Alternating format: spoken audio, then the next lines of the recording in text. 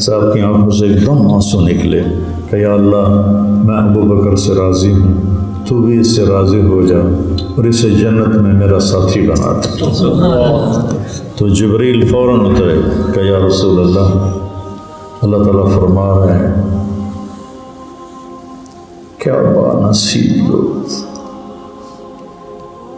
کہ میرے محبوب ہم ابو بکر سے راضی ہو گئے اور جنت میں آپ کا ساتھی بنا دے۔ دو شخص ہیں جن کے بارے میں کہا گیا ابو بکر خلافت نہ سنبھالتے تو اللہ کا نام کوئی نہ لینے والا ہوتا، احمد بن حنبل خلق قرآن میں ڈٹ نہ جاتے تو اللہ کا نام لینے والا کوئی نہ ہوتا۔ اس پر اتفاق ہے کہ ابو بکر رضی اللہ تعالیٰ عنہ خیر الخلائق بعد الانبیاء خیر الخلائق بعد الانبیاء، انبیاء کے بعد وہ سب سے افضل ہستی ہیں۔ یہ اجتہاد ہے، کوئی میرے نبی کی طرف سے یہ جملہ نہیں بولا گیا، مختلف صحابہ کے فضائل سن کر تو یہ نتیجہ نکالا گیا۔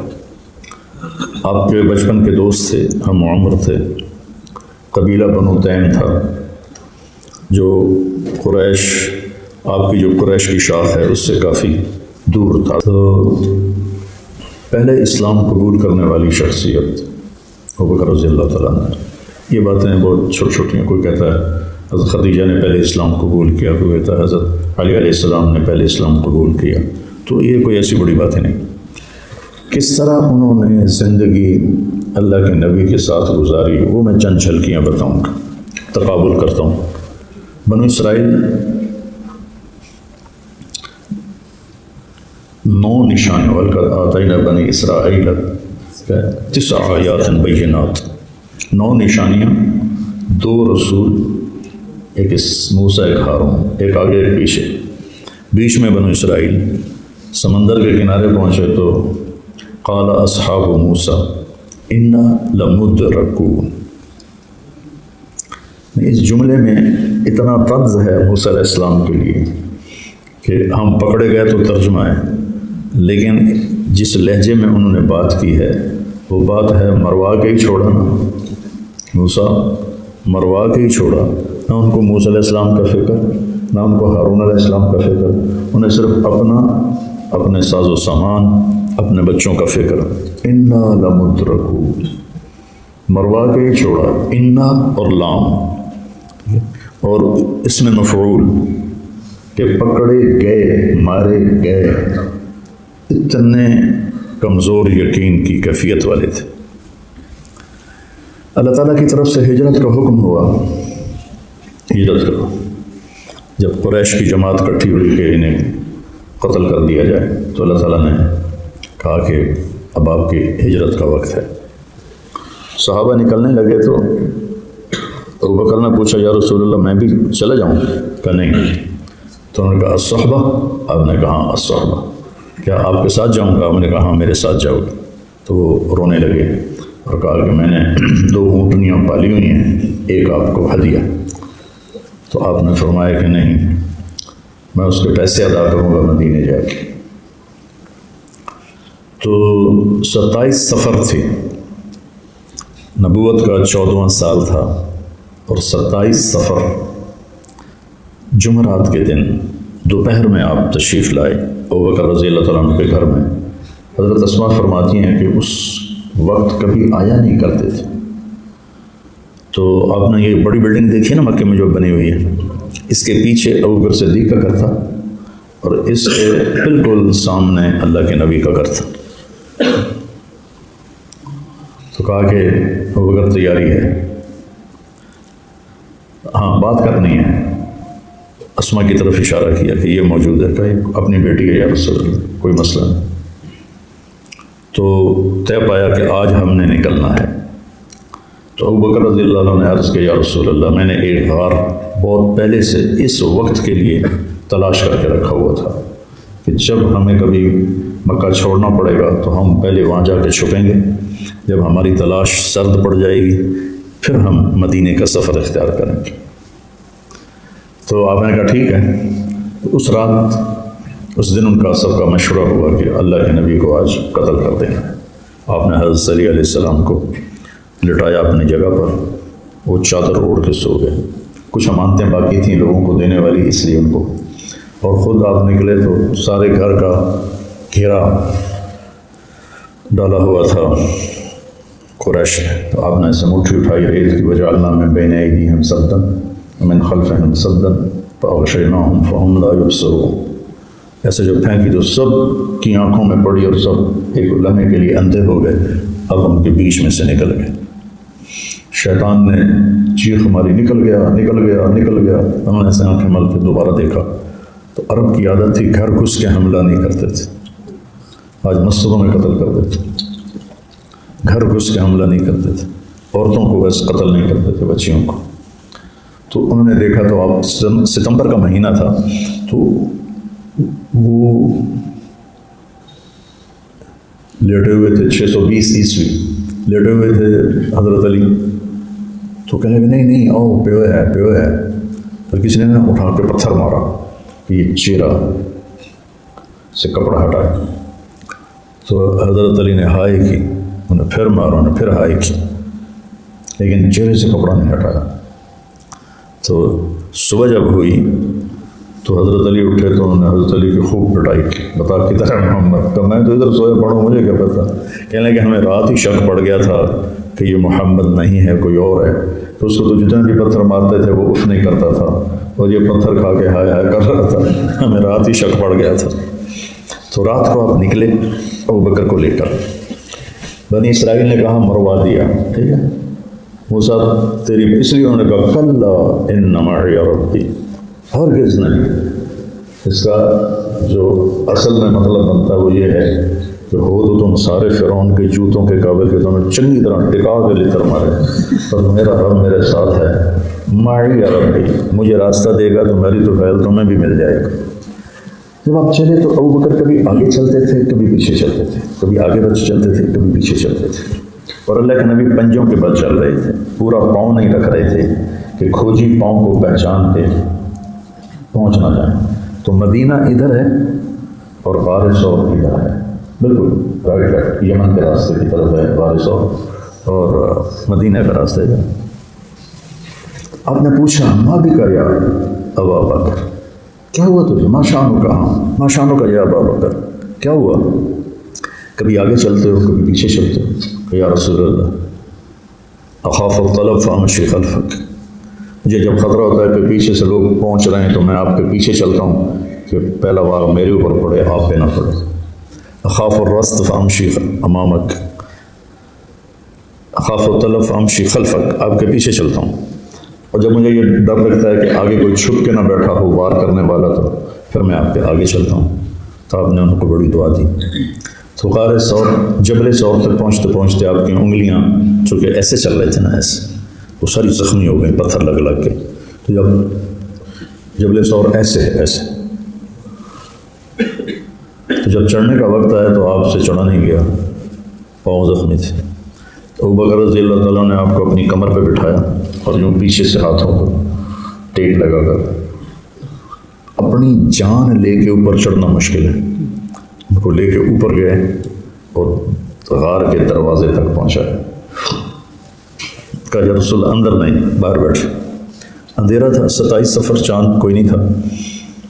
تو آپ نے اپنی پگڑی اتاری اور اس کو پھاڑ پھاڑ کے، بڑی پگڑیاں ہوتی تھی، پھاڑ پھاڑ کے جتنے سوراخ تھے وہ بند کیے کہ کوئی موذی چیز نہ ہو۔ پھر سوراخ آپس میں ٹٹول کے دیکھ رہے تھے، جتنے سوراخ تھے تو وہ پگڑی سے پورے نہ ہوئے۔ تو پھر آپ نے کرتا اتارا اور کرتا پھاڑا اور اس کے ٹکڑے کر کے پھر آپ نے سوراخ بند کیے۔ ایک سوراخ جس میں سانپ تھا وہ باقی رہ گیا، تو اس پہ اپنی ایڑی رکھ دی، پھر کہا ہلم یا رسول اللہ، یا رسول اللہ تشریف لائیں۔ تو اس وقت پچھلی رات تھی، تو اندھیرے میں آپ کو پتہ نہیں چلا کہ ابوبکر نے کیا کیا ہے۔ جب تھوڑی صبح کی سفیدی نے اپنا در کھولا تو آپ نے دیکھا کہ ابوبکر پہ نہ کرتا ہے نہ پگڑی۔ آپ نے کہا ابوبکر تیرا کرتا اور پگڑی کدھر گیا؟ تو آپ نے کہا یا رسول اللہ یہ سارے سوراخ تھے، مجھے ڈر تھا کوئی موذی چیز نہ ہو تو میں نے وہ بند کر دیے۔ ایک دم اللہ کے نبی کی آنکھوں سے آنسو ٹپکے، جیسے ٹوٹی کھولو تو ایک دم پانی गिरتا ہے، صاحب کی آنکھوں سے ایک دم آنسو نکلے کہ یا اللہ میں ابو بکر سے راضی ہوں، تو بھی اس سے راضی ہو جا اور اسے جنت میں میرا ساتھی بنا دے۔ تو جبریل فوراً اترے کہ یا رسول اللہ، اللہ تعالیٰ فرما رہے ہیں کیا بانصیب لوگ کہ میرے محبوب ہم ابو بکر سے راضی ہو گئے اور جنت میں آپ کا ساتھی بنا دے۔ سبحان۔ جمعے کی رات، ہفتے کی رات، اتوار کی رات، یعنی 27، 28، 29۔ 27 کا دن تو گزر گیا تھا، 27 کی رات، 28 کی رات، 29 کی رات، 3 راتیں اور 2 دن آپ نے وہاں گزارے۔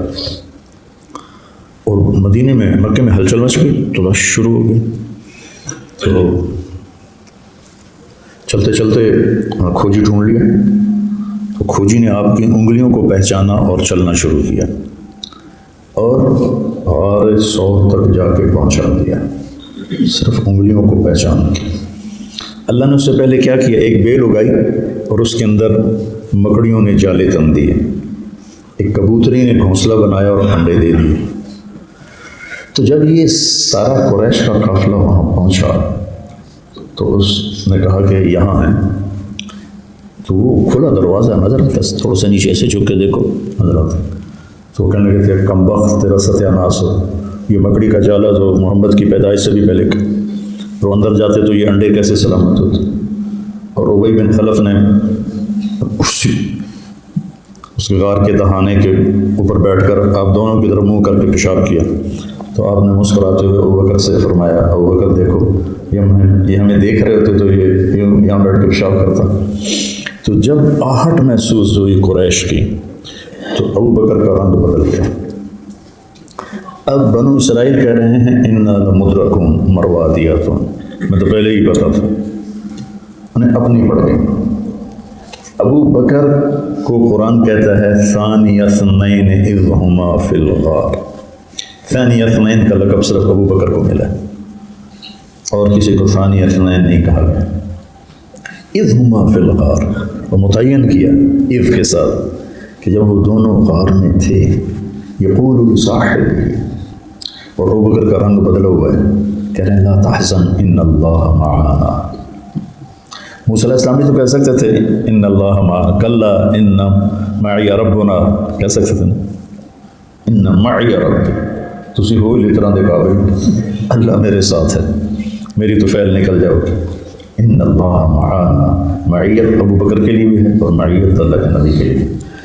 اچھا، اگر ابو بکر کو بنو اسرائیل کی طرح اپنی جان کا خوف ہوتا تو یہاں لفظ اور ہوتا، وہ ہوتا لا تخف، لا تخف، ڈرو نہیں، خطرہ کوئی نہیں، ڈرو نہیں، کچھ نہیں ہوتا۔ ابو بکر کو اپنا خوف نہیں، اپنے نبی کا خوف ہے، تو وہ تو غم ہوتا ہے، کسی کے مرنے پر خوف تو نہیں ہوتا، غم ہوتا ہے، یا کسی پہ کوئی آ رہا ہو نقصان تو اس کا غم ہوتا ہے، خوف نہیں ہوتا ہے۔ تو سبحان اللہ، صدیق کے دل کو دیکھ کے میرے رب نے ترجمانی کی لا تحزن، میرے بارے میں کیوں پریشان ہو رہے ہو، ان اللہ معانا، اللہ ہمارے ساتھ ہے۔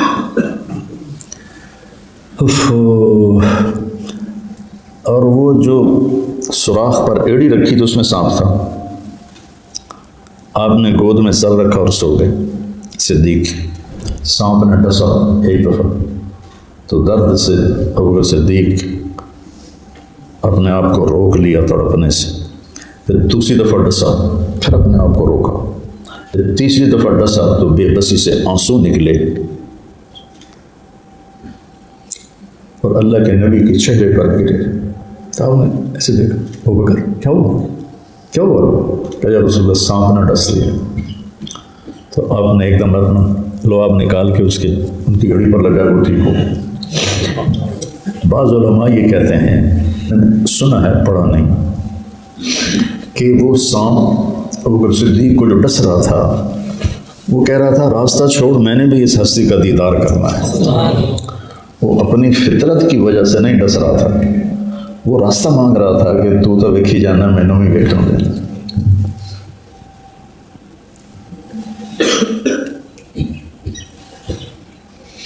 تو 3 راتیں گزری. حضرت عبداللہ بن ابو بکر رضی اللہ تعالیٰ عنہ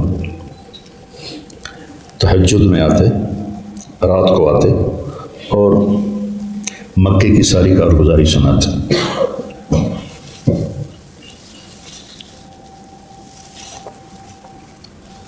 اور تہجد کے وقت واپس چلے جاتے.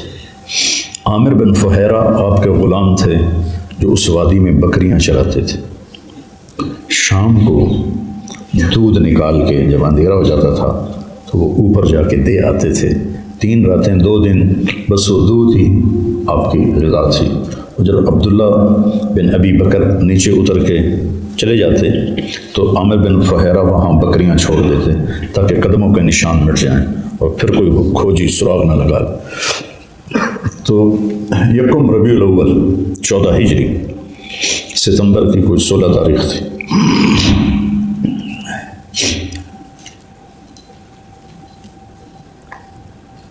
عامر بن فہیرہ غلام، ابوبکر صدیق اللہ کے محبوب، اور عبداللہ بن اریقط یہ کافر تھے، مسلمان نہیں تھے، ابوبکر کے دوست تھے.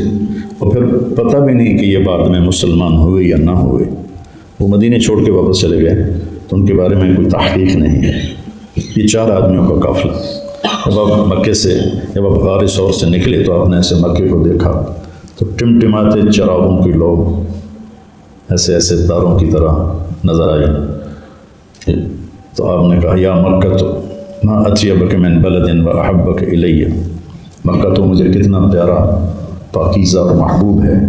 لولا ان قومی اخرجون منک لما سکنت غیرک، میری قوم نہ نکالتے میں کبھی تمہیں چھوڑ کے نہ جاتا. ابو ورقہ بن نوفل نے کہا تھا نا، کاش میں اس وقت ہوتا جب تیری قوم تجھے نکالے گی تو میں تیرا ساتھ دیتا تھا. اب مخرجیہم، اب اتنی حیرت سے فرمایا اب مخرجیہم، مجھے نکال دیں گے، مجھ سے تو اتنا پیار کرتے ہیں. اور وطن کو چھوڑنا کوئی آسان ہے؟ وطن کی مٹی، وطن کو چھوڑنا کوئی آسان کام نہیں ہے. تمتع من شمیم عرار نجد فما بعد العشیۃ من عرار، ایک نجدی شاعر کہتا ہے، قافلہ روانہ ہونے لگا تو کہتا ہے نجد کی خوشبو سونگھ لو، آج کے بعد پھر یہ نصیب نہ ہوگی. اور امرؤ القیس کہتا ہے قفاء نبکی من ذکر حبیب و منزل بسقط اللواء بین الدخول فحملی فتوضع فالمقرات لم يعف رسمها لما نسجتها من جنوب و شمال. اور متنبی کہتا ہے فدیناک من ربع من زدتنا کربا فانک کنت الشرق للشمس والغربا. یہ سب وطن کے تڑپ کے شعر، وطن کی یاد کے شعر.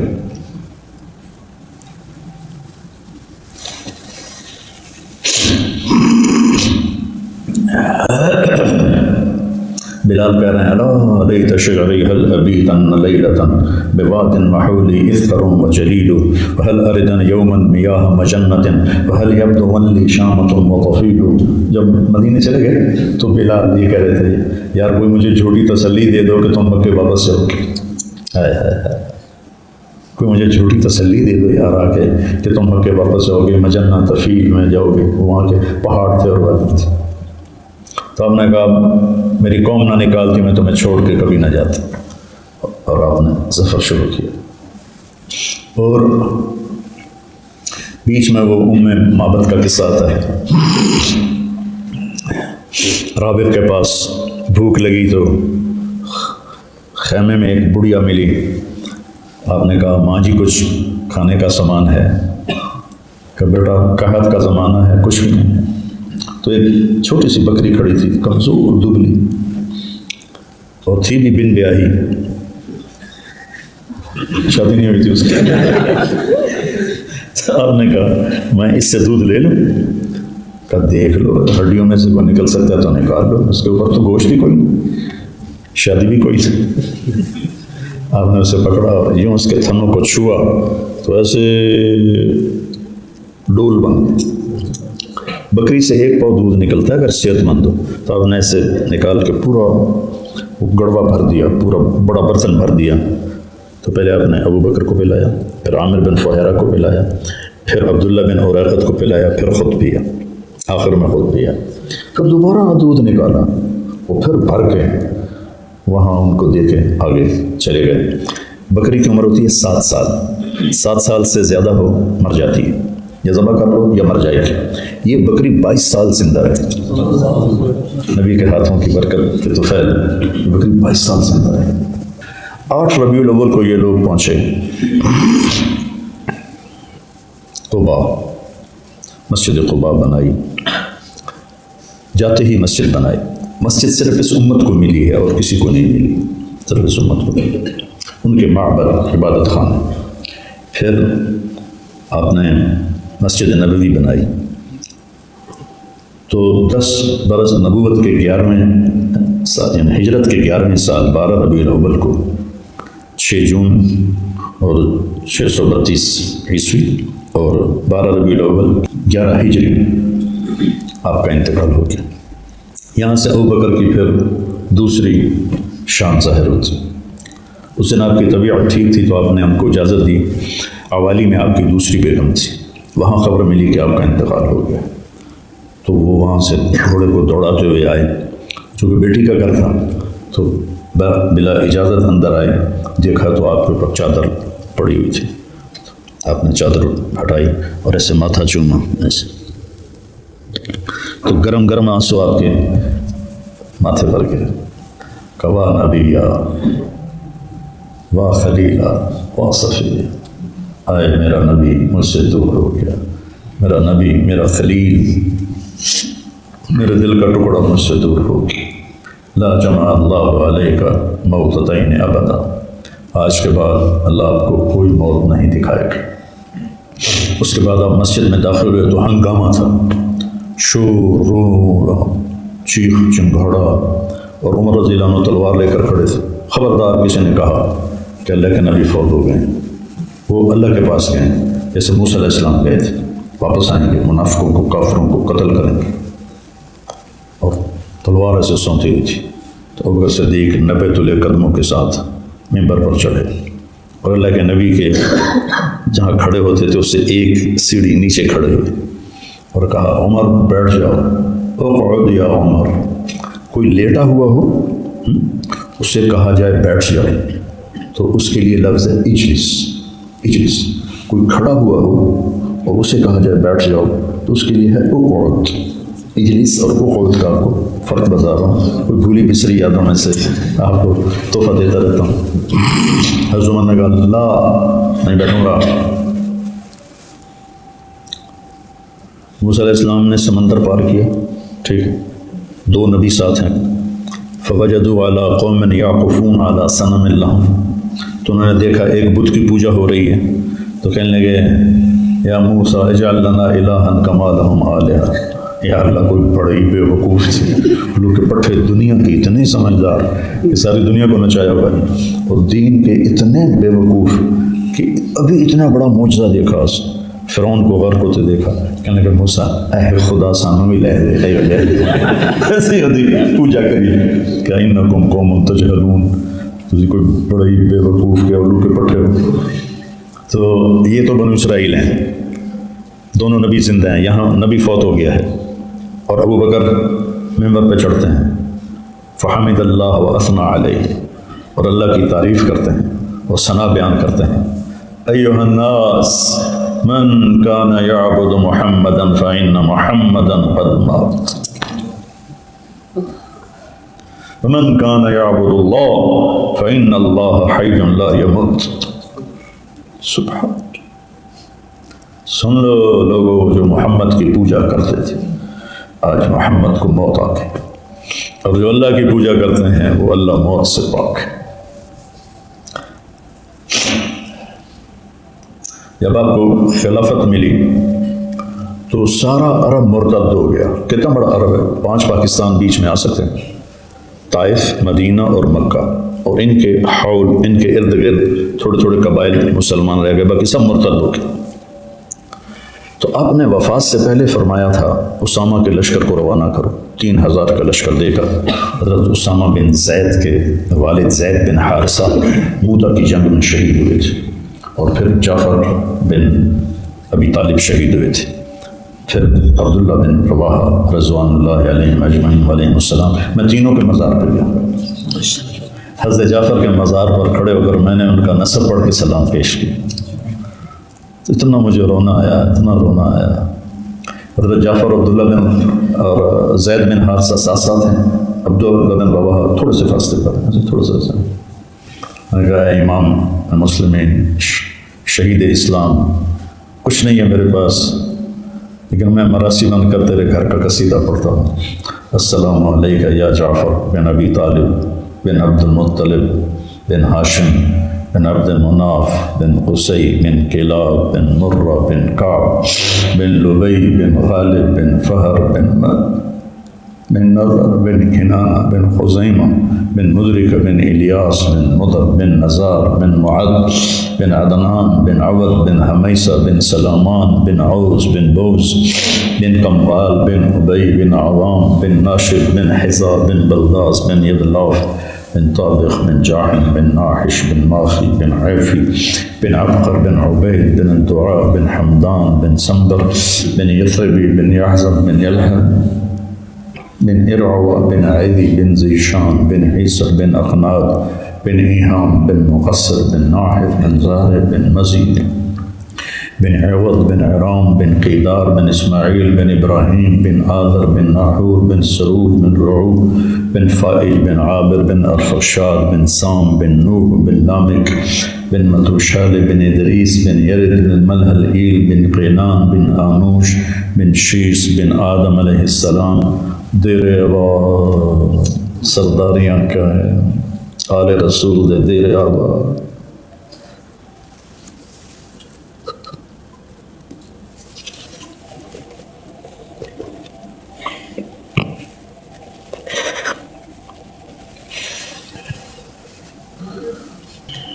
تو زید بن حارثہ حضرت اسامہ کے والد تھے جو اس جنگ میں شہید ہوئے، جس میں یہ تینوں بڑے حضرات اور ان کے ساتھ 11 اور 14 آدمی شہید ہوئے تھے۔ تو آپ نے ان کے بدلے کے لیے اسامہ بن زید کو امیر بنا کے 3000 کا لشکر دے کے بھیجا۔ وہ لشکر ابھی مدینے کے مضافات میں پہنچا تھا کہ آپ کا انتقال ہو گیا۔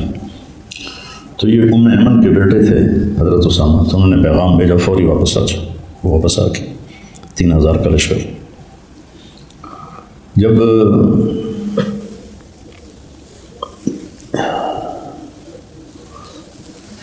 آپ کی بیعت مکمل ہو گئی تو آپ نے سب کو جمع کیا کہ اسامہ کے لشکر کو کیا کرنا چاہیے، بھیجیں یا روکیں۔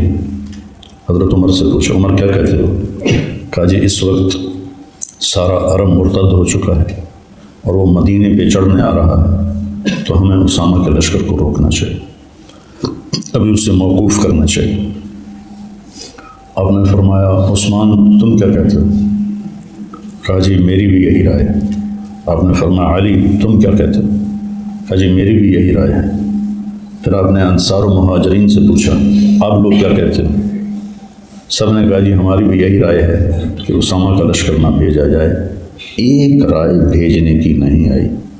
حضرت عائشہ کا فرمان ہے ہم اس وقت میں اس طرح تھے جیسے سردی میں ٹھٹری ہوئی بھیڑ ہوتی ہے، سخت سردی میں کانپتی ہوئی بھیڑ ہوتی ہے نا، یہ ہمارا حال تھا۔ وہ اگر سب کی سنتے رہے تو پھر ممبر پہ کھڑے ہو گئے، فحمد اللہ واثنى علیہ، پھر اللہ کی حمد و ثنا بیان کی۔ فرمایا ان اللہ بعث محمدا والحق کل شریک والاسلام غریب طریق قد رث حبله وقل اہلہ فجمعهم الله تعالى بمحمد صلى الله عليه وسلم فجعلهم الأمة الباقية الوسطى فوالله لا أبرح أجاهد في سبيل الله وأقوم بأمر الله حتى ينجز لنا الله وعدا ينجز لنا الله عهدا ويفي لنا وعدا ويقتل من قتل منا شهيدا في الجنة ويبقى من بقي منا وارث عباده في الحق إن الله قال وليس لوعده خلف وعد الله الذين آمنوا وعملوا الصالحات ليستخلفنهم في الأرض ولا يمكنن لهم دينهم الذي ارتضى لهم ولا يبدلنهم من بعد خوف امنا فوالذي نفس ابي بكر بيده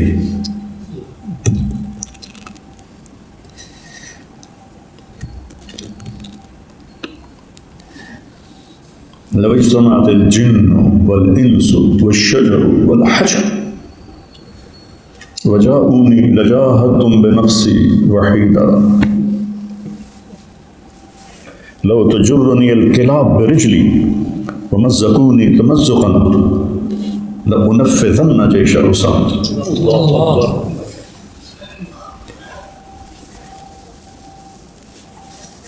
أي سماء تظلني وأي أرض تقلني، کون سا آسمان مجھے سایہ دے گا، کون سی زمین میرا بوجھ کو برداشت کرے گی اگر میں نبی کے بھیجے ہوئے لشکر کو روک لوں۔ دو شخص ہیں جن کے بارے میں کہا گیا کہ لولا لما عبد اللہ، لولا استخلف ابو بکر لما عبد اللہ، لولا احمد بن حنبل لما عبد اللہ۔ ابو بکر خلافت نہ سنبھالتے تو اللہ کا نام کوئی نہ لینے والا ہوتا، احمد بن حنبل خلق قرآن میں ڈٹ نہ جاتے تو اللہ کا نام لینے والا کوئی نہ۔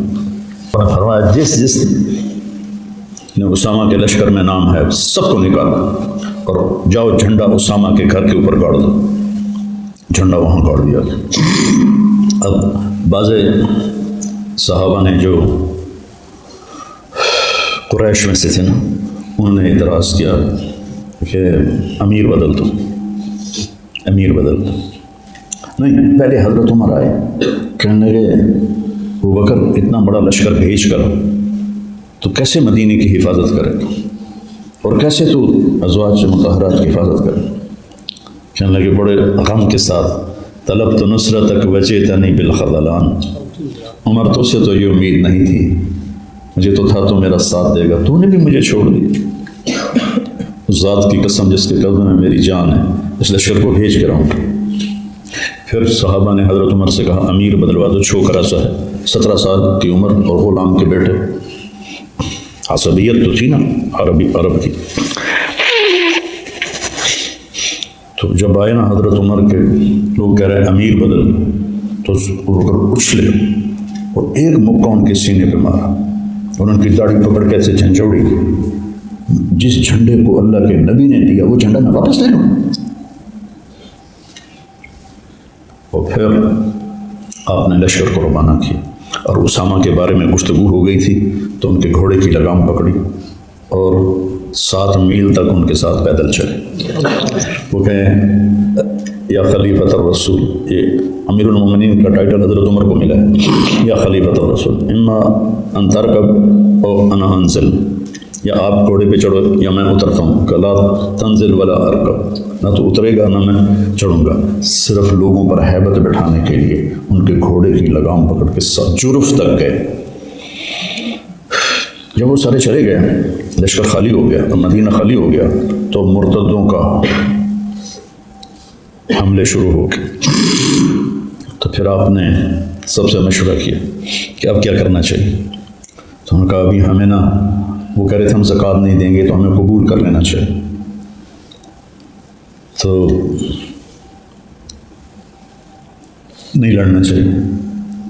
تو آپ نے پھر کہا تو ذات کی قسم جس کے قبضے میں میری جان ہے، اگر مدینے کو بھیڑیے نوچ کے بوٹی بوٹی کر دیں تو بھی میں ان سے لڑوں گا۔ لو منعونی عقالا كانوا يعطون في عهد رسول اللہ صلی اللہ علیہ وسلم لجاہدتهم، ایک رسی بھی اگر انہوں نے نہ دی جو اللہ کے نبی کے زمانے میں دیتے تھے، میں ان سے ٹکرا جاؤں گا۔ اور آپ لشکر لے کر نکلے، ذوالقصہ پہنچے تو اس وقت طلحہ کا بھائی تھا حبال، وہ مقابلے میں آیا، تو انہوں نے نا مشکیزوں میں ہوا بھر کے جو چھوڑے تو غبارے کی طرح وہ مشکیزیں ہوا میں اٹھ گئے۔ ہوا میں اٹھے تو اونٹ ڈر گئے صحابہ کے اور بدک کے واپس دوڑ پڑے، تو ظاہر ایک شکست کی شکل پیدا ہو گئی۔ پھر آپ دوبارہ فوراً نکلے ابو بکر رضی اللہ عنہ، اور ذوالقصہ پر آ کر حبال کو قتل کیا اور اس کے لشکر کو شکست دی. تو اتنے میں حضرت اسامہ کا لشکر بھی پہنچ گیا. ان کا تم آرام کرو، بڑا کام کر کے آئے. پھر نکلے. تیسری دفعہ طلحہ چڑھ کے آ رہا تھا. حضرت علی نے آپ کے گھوڑے کی لگام پکڑ لی. کہا یا خلیفۃ الرسول اقول لک ما قال لک رسول اللہ یوم احد یا ابا بکر شم سیفک ولا تفجعنا بنفسک فإنک ان قتلت فلا یکون للاسلام نظام ابدا. تمہیں اللہ کے نبی نے کہا تھا احد میں کہ ابو بکر آگے نہ جا، تلوار نیام میں ڈال دے، مجھے اپنے قتل سے دکھی نہ کر، تیرے بعد اسلام کو سنبھالنے والا کوئی نہ ہوگا. تو میں آپ کو اللہ کے نبی کے قول کا واسطہ دیتا ہوں، آپ واپس چلے جائیں. تو انہوں نے ایسے چٹکا دیا اور لگام چھین لی کہ کوئی مجھے میرے بارے میں نصیحت نہ کرے، میں جاؤں گا. تو ذوالقصہ سے ذوالحصہ پہنچے تو پھر عبد الرحمن بن عوف نے ہاتھ جوڑے کہ آپ ایسا کریں، اللہ کے واسطے واپس جائیں. آپ شہید ہو گئے تو نظام ہی بکھر جائے گا، آپ ہمیں روانہ کریں، ہم تیار ہیں.